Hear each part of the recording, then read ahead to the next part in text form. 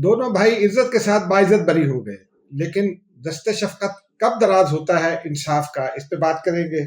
मामला क्या है ये भी आपको बताएंगे। आपको याद होगा परवेज इलाही ने एक मरतबा अपने बाजू के में फ्रैक्चर का एक ड्रामा किया था पंजाब असेंबली में। अब सुना है कि उनकी हड्डी असल में टूट गई है। ये क्या रिपोर्ट है, इस पे बात करेंगे। साबिक चेयरमैन वापडा को भी करप्शन के केस में तहकीकात के लिए तलब किया जा रहा है। इसकी तफसीलात आपके साथ शेयर करेंगे और फिर आपको बताएंगे कि फैसल वापडा कैसे मुंतखब होंगे। ये गुत्थी सुलझ गई है, बड़ा दिलचस्प मामला है। और साथ साथ पीटीआई में क्या चल रहा है, 3 धड़े बन गए हैं, उस पर बात करेंगे। नाज़रीन, मैं हूँ एजाज अहमद और आप मेरा व्लॉग देख रहे हैं नया दौर न्यूज़ पर। नया दौर न्यूज़ को सब्सक्राइब कीजिए ताकि आपको लेटेस्ट इन्फॉर्मेशन और इंसाइट मिलता रहे जो कहीं और से नहीं मिलेगा।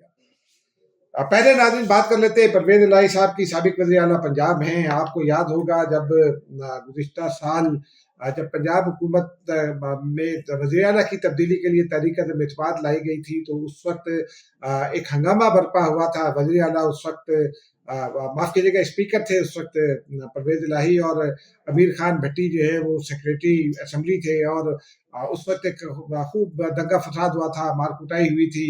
और उसके बाद फिर परवेज इलाही साहब अचानक बाजू पर पट्टी बांधे रूनुमा हुए, और फिर उनके हामी बाज मीडिया दोस्तों ने और बाज उनके जमात के हामी दोस्तों ने एक एक वबेला बर्पा किया कि जनाब वो परवेज इलाही साहब को देखिए कितना जुल्म हुआ इनके साथ।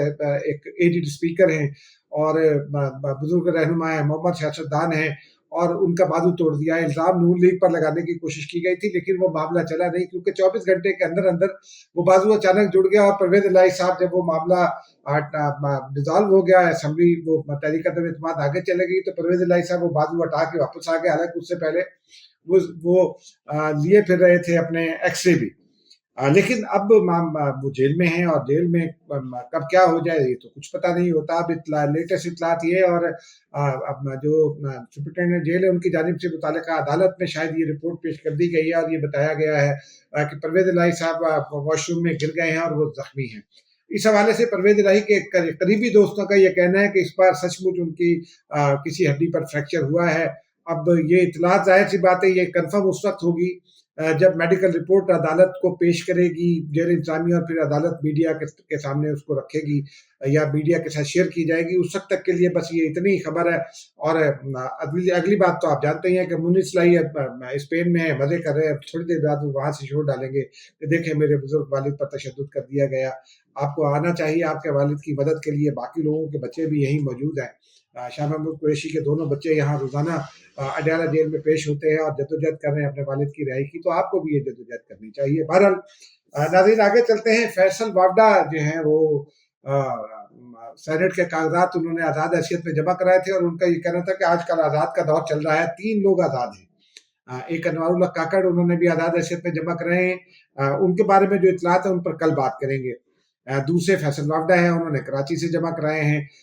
वो भी जो है वो पुरुमीद हैं कि, और वो कहते हैं कि जनाब आसिफ ज़रदारी साहब का तो मैं बेटा बन गया हूँ। और साथ ही वो ये कहते हैं कि आज़ादों का दौर है, तो जब पार्टियों का दौर आएगा तो कोई पार्टी ज्वाइन कर लेंगे। वो कैसे उस हवाले से जो लेटेस्ट इतला है, हम भी पीपल्स पार्टी वालों से भी पूछ रहे थे कि क्या वो अपने किसी आदमी को उसी तरह हरवाएंगे जैसे एक मुझे याद नहीं है अलबत् जनरल फैज अबीद के करीबी साथी समझे जाते थे, गिरफ्तार भी हुए बाद में। उनको सेनेट का टिकट दिलवाया गया था आसिफ ज़रदारी को कहकर, लेकिन जब आसिफ ज़रदारी से वादा तोड़ा गया तो फिर वो सेनेट का इलेक्शन हार गए थे।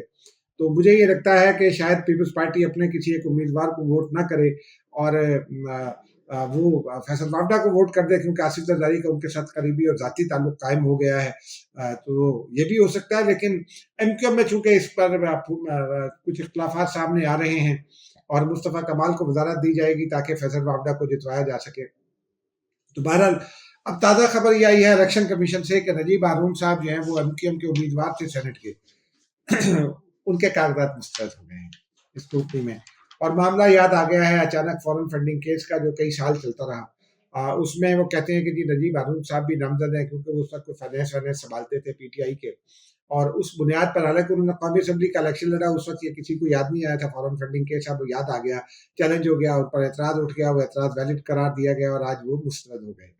उनके कागजात अब फैसल वावडा के लिए मैदान ज़्यादा ओपन हो गया है, क्योंकि एमक्यूएम के पास भी कोई चॉइस नहीं है कि फैसल वावडा को वोट ना करे, क्योंकि उनके तो उर्दू स्पीकिंग है और एमक्यूएम जो है वो उर्दू स्पीकिंग को की जमात है। बहरहाल देखते हैं आगे चल कर के पीपल्स पार्टी कितने वोट देती है और एमक्यूएम कितने वोट देती है, लेकिन फैसल वावडा अब इलेक्शन में जीतते दिखाई देते हैं। पीपल्स पार्टी अपनी सीटें सिक्योर करेगी और फिर एमक्यूएम के साथ के जरिए और कुछ अपने वोटों के जरिए मुझे लगता है कि फैसल वावडा को जितवा लेगी। नाज़रीन, अब तीसरी बड़ी खबर है। बड़ी खबर यह है कि हसन और हुसैन नवाज दोनों जो हैं वो बरी हो गए हैं, इज्जत के साथ बाइज्जत बरी हो गए हैं। मामला है इवन फील्ड और अल अजीजिया फ्लैगशिप रेफरेंस का। दोनों मुकदमात में प्ली ये ली गई अदालत की जानिब से भी के और वकला की जानिब से भी कि चूंकि असल मुल्जिमान बरी हो गए हैं तो शरीक मुल्जिमान को तो के खिलाफ मुकदमा जारी रखने का कोई जवाब ही नहीं, और ये एक वैलिड ग्राउंड है।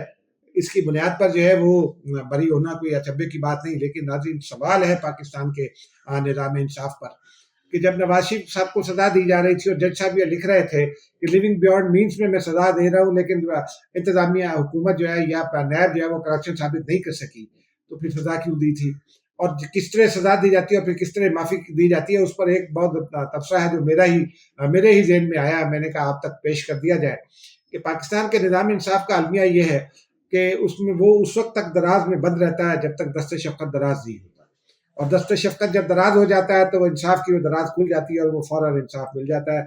हसन हुसैन के साथ भी यही हुआ है।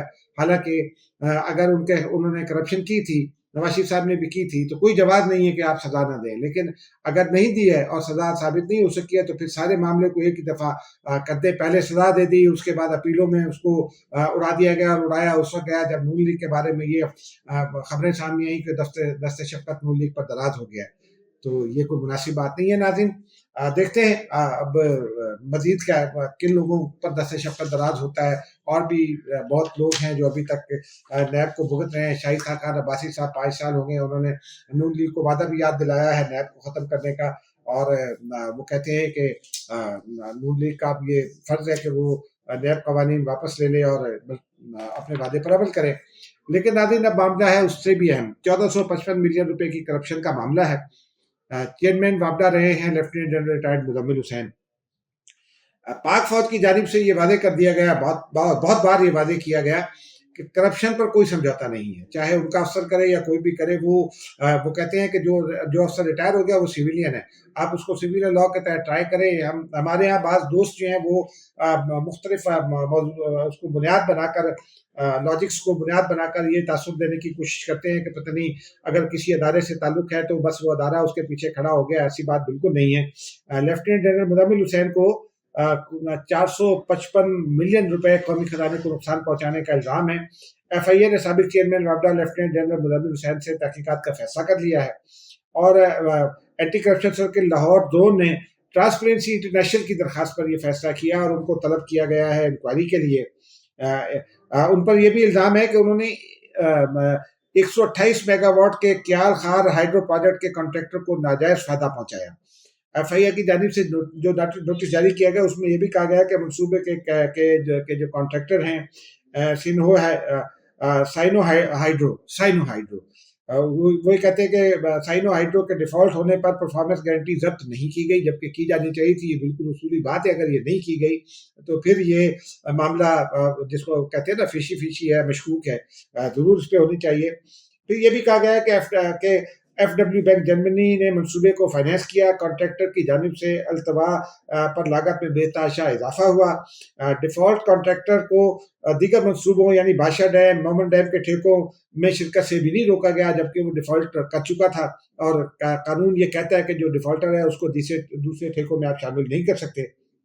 बहरहाल FIA ने लेफ्टिनेंट जनरल मुजम्मिल हुसैन को 22 मार्च के लिए दिन 11:30 बजे लाहौर जो बैंकिंग क्राइम सर्कल है उसमें पेश होने का नोटिस जारी किया। ये कहा है कि वो अपने दस्तावेजात भी अपने हमरा लाएं और अपनी पोजीशन को भी वाजे करें। और उन्हें मुदम्मिल हुसैन को पीटीआई हुकूमत में चेयरमैन वापडा लगाया गया था। 2022 में पीडीएम हुकूमत आने पर चेयरमैन वापडा ने अपने उहदे से इस्तीफा दे दिया था। ये भी एक रिकॉर्ड की बात है, हमने कहा आप तक पहुंचा दें। लेकिन अगर ये करप्शन साबित होती है तो नाज़रीन फिर ये रेफरेंस भी बनता है और ये इस पर सजा भी बनती है। लेकिन अगर करप्शन साबित नहीं होती तो सिर्फ इस बुनियाद पर के कब लगाया गया था, क्यों लगाया गया था, और सिर्फ कुछ लोग प्रोपेगेंडा करते हैं तो फिर किसी को सजा नहीं होनी चाहिए। वो चाहे चेयरमैन वापडा हो, चाहे कोई सियासतदान हो, चाहे कोई बदतरीन आपका मुखालिफ हो। अगर कानून साबित कर देता है, और इस्लामाबाद हाई कोर्ट एक फैसले में लिख चुकी है कि क्रिमिनल ऑफेंस में जब तक जो एविडेंस है वो उठाकर अदालत के हाथ में नहीं मुलजिम को पकड़ा दे उस वक्त तक सजा नहीं दी जा सकती। तो यही फार्मूला, इसी फार्मूले पर अमल होना चाहिए।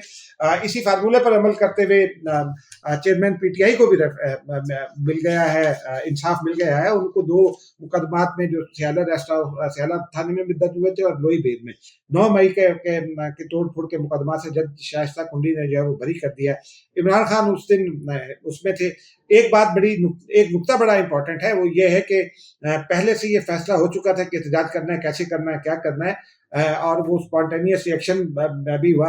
इमरान खान उसमें थे। बेशक इमरान खान मौजूद नहीं थे और इमरान खान ने बराह रास्त कोई हिदायत जारी नहीं की होंगी, तो जज शाइस्ता कुंडी ने अगर ये फैसला दिया है तो ठीक फैसला दिया है। मुझे इसके ऊपर कोई वो नहीं है।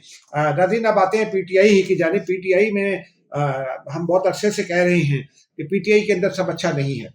पीटीआई में जो है वो 3 धड़े बन गए हैं। एक धड़ा जो है वो बैरिस्टर गौर की क़यादत में है। वो उसमें कहते हैं कि अली मोहम्मद खान भी उसमें शामिल हैं। फिर उसमें कहा जा रहा है कि और कुछ दोस्त जो है ना वो शामिल हैं, जिसमें बैरिस्टर सैफ हैं, अली अमीन गंडापुर हैं। ये तमाम लोग जो हैं वो मुफाहमती पॉलिसी के हामी हैं। तैमूर सलीम झगड़ा ने भी वजीर ना बनने पर वो लॉबिंग करते रहे थे अली अमीन गंडापुर की। उन्होंने भी 20 करोड़ रुपए का इल्जाम आयद किया और वो लॉबिंग कर रहे हैं, वहाँ लोगों से मिल रहे हैं। खैबर पख्तूनख्वा में जो इतलात है, लोग नहीं, वो जो मुंतखब अरकान है उनसे मिल रहे हैं और अपना एक अलग धड़ा बना रहे हैं। उसका नतायज अभी 2 अप्रैल को सामने आ सकते हैं सेनेट इलेक्शन में, क्योंकि सेनेट इलेक्शन में भी मुख्तलिफ धड़े खुश नहीं हैं। कोई सनम जावेद पर मोतरज है, तो कोई मोतरज है हामिद खान साहब पर, और कोई और किसी उम्मीदवार पर मोतरज है। सनम जावेद ने बहुत कुर्बानी दी है पीटीआई के तनाजुर में। उन्होंने जो किया, मैं उसकी हिमायत नहीं करता हूँ, लेकिन अगर पीटीआई के तनाजुर में देखा जाए तो उन्होंने टिकट दिया तो पीटीआई का फैसला है, उनके लोग ही उनके ऊपर एहतजाज कर रहे हैं। उनका ये कहना है कि जिन लोगों ने पार्टी के मुश्किल वक्त में साथ दिया उनको टिकट नहीं दिए जा रहे। अच्छा, दूसरा एक और धड़ा है, वो उसमें अली जफर भी शामिल हैं। उसमें शेर अफजल मरवत है, बैरिस्टर उमैर नियाजी हैं, आमिर डोगर हैं, उर्मर अयूब भी हैं। ये कहते हैं कि जनाब बिल्कुल हार्ड लाइन इख्तियार करनी चाहिए और बिल्कुल कोई बात नहीं माननी चाहिए, और हुकूमत को जो है वो हमें जो है वो अप टू द टास्क रखना चाहिए। और एक और तीसरा धड़ा भी है जिसकी क़यादत जो है वो करती हैं इमरान खान साहब की बहन जो अलीमा खान साहिबा। वो ये कहते हैं, वो शेर अफजल मरवत की शक्ल भी देखना नहीं पसंद करती हैं, और अलीमा खान साहिबा में और शेर अफजल मरवत में बहुत ज़्यादा इख्तिलाफात भी हैं। उनका ये कहना है कि, और मैं उस धड़े की राय से इत्तफाक भी करता हूँ, क्योंकि उनका ये कहना है कि मादी में जैसे कुछ फैसले हुए हैं वो ये साबित करते हैं कि इमरान खान को बाहर की जो सूरत है उससे मुकम्मल तौर पर आगाह नहीं रखा जाता। हर बंदा जाता है वो अपने हिस्से का सच बोलता है। मैंने पिछली किसी वीडियो में ये कहा भी था कि 5.5 रुपये फी किलो इमरान खान को बेच रही है पीटीआई। ये वाकई दुरुस्त है, क्योंकि पीटीआई के जो मुख्तलिफ रहनुमा वो अपने अपने मफादात को प्रोटेक्ट करते हुए आगे बढ़ रहे हैं। और अलीमा खान का ये कहना है, बरमला कहती हैं वो, कि बादी पीटीआई को जो है वो मुकम्मल सूरत से आगाह नहीं रखा जा रहा, और वो ये कहते हैं कि हमें तीसरी लाइन इख्तियार करनी चाहिए। हमें इमरान खान को मुकम्मल सूरत से बाखबर करके उनसे राय लेकर फैसला करना चाहिए कि हमें क्या करने की जरूरत है। नाज़रीन, काफ़ी तवील हो गया व्लॉग, मुझे इजाज़त दीजिए। खुदा हाफ़िज़।